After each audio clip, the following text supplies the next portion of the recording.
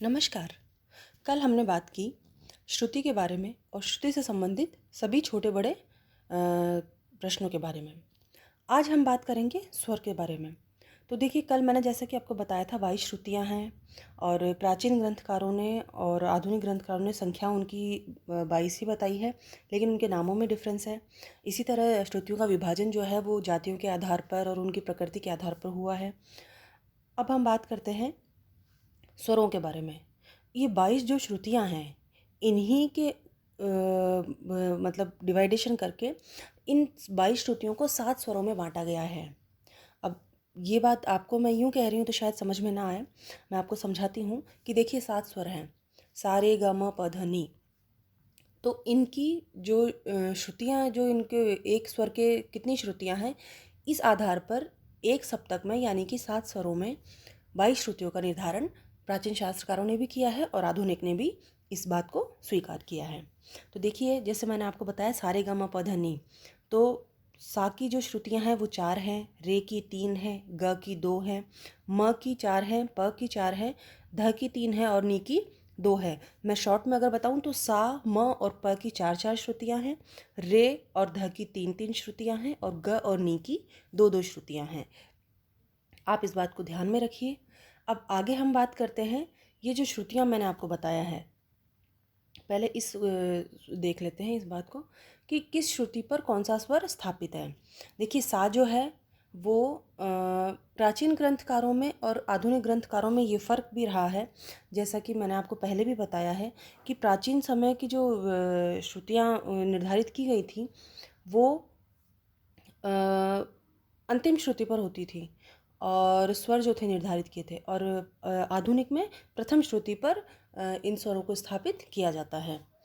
तो मैं इसके हिसाब से आपको बता देती हूँ, जो मैंने अभी 4-3-2-2 का 4-3-2 4-4-3-2, ये एक कॉन्सेप्ट आप याद रखिएगा। 4-3-2 4-4-3-2 यानी सा रे ग म प ध नि। तो ये 7 स्वर हुए, 4-3-2 4-4-3-2, इस तरह से। अब देखिए, इसकी श्रुतियों पर किस पर कौन सा स्वर स्थापित है वो बता देती हूँ।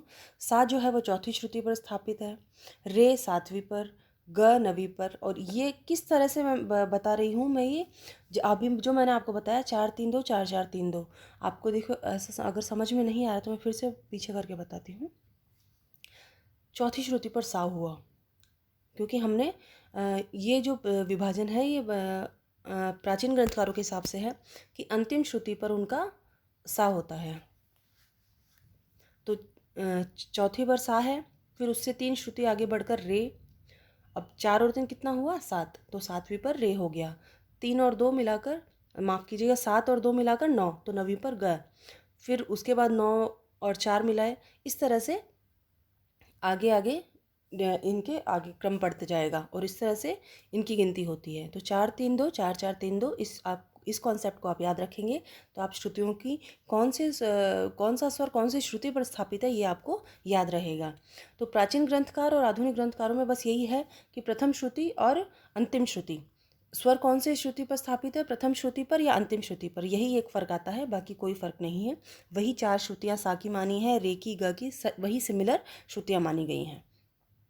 अब इसके हिसाब से अगर हम देखें कि रे कौन सी श्रुति पर स्थापित है, तो आप उसको कैलकुलेट कीजिए कि 4 पर सा है तो उससे अगला रे कितने पर होगा, 4 और 3, क्योंकि रे की कितनी श्रुतियां हैं, 3, तो 4 और 3 कितना हुआ, 7, इस तरह से। अब पंचम की अगर पूछे कि कितनी श्रुति पर स्थापित है, तो मध्यम की श्रुति कितनी है, पंचम की कितनी है, रे की कितनी है, ग की कितनी है, सा की कितनी है, अगर ये आपको कैलकुलेशन आता है तो आप ये बहुत आसानी से निकाल सकते हैं। 4 + 3 + 2 + 4 और +4, तो कितना हुआ टोटल, 17 यानी 17। तो 17वीं श्रुति पर पंचम स्थापित है। इसी तरह निषाद की कैलकुलेशन करेंगे। अब स्वरों के स्वरूप के बारे में बात कर लेते हैं। स्वर के का जो स्वरूप है वो कितने तरह का है, तो 2 तरह के स्वरूप होते हैं स्वर के, शुद्ध और विकृत।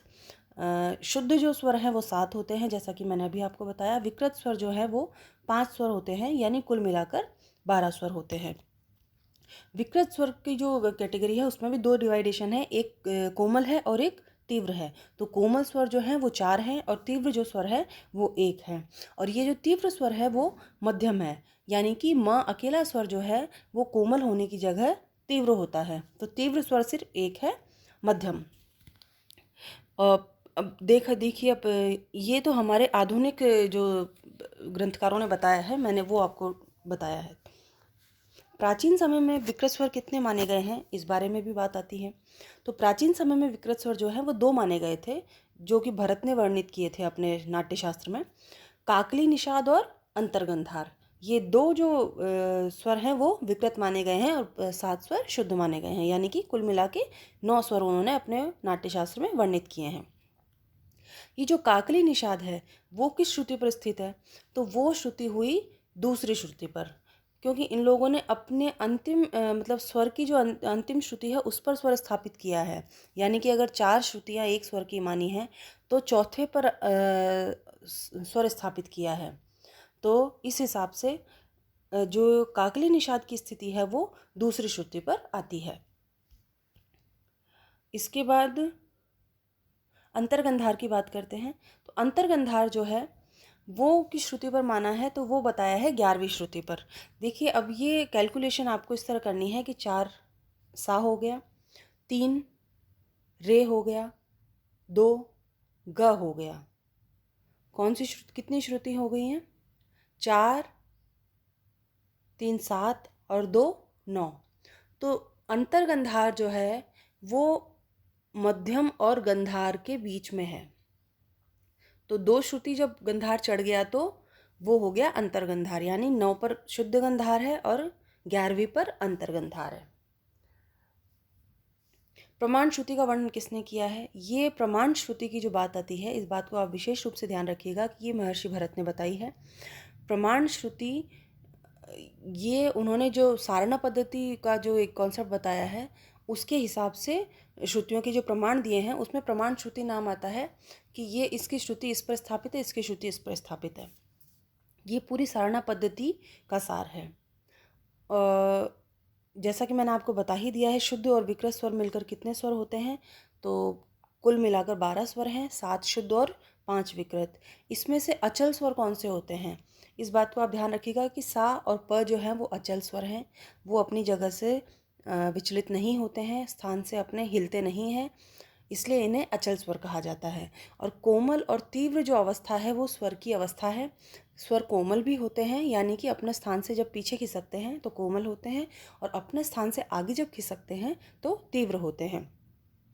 जैसे शुद्ध मध्यम है, वो जब अपने से आगे खिसकता है तो वो तीव्र की संज्ञा प्राप्त करता है, लेकिन शुद्ध मध्यम अपने से पीछे नहीं खिसकता है कभी भी, इसलिए वो कोमल की संज्ञा प्राप्त नहीं करता, वो हमेशा तीव्र की ही संज्ञा प्राप्त करेगा। जबकि रे ग धनी जो स्वर हैं, 4 स्वर बाकी, वो अपने स्थान से हमेशा पीछे की तरफ खिसकते हैं, नीचे की तरफ खिसकते हैं, तो वे कोमल की संज्ञा प्राप्त करते हैं। तो ये था स्वर के बारे में। कल हमने श्रुति के बारे में बात की और आज हमने स्वरों के बारे में बात की। उम्मीद करती हूँ आपको ये बात समझ में आ रही होगी। फिर भी अगर कोई कन्फ्यूजन होता है तो आप मुझसे पूछ सकते हैं। धन्यवाद।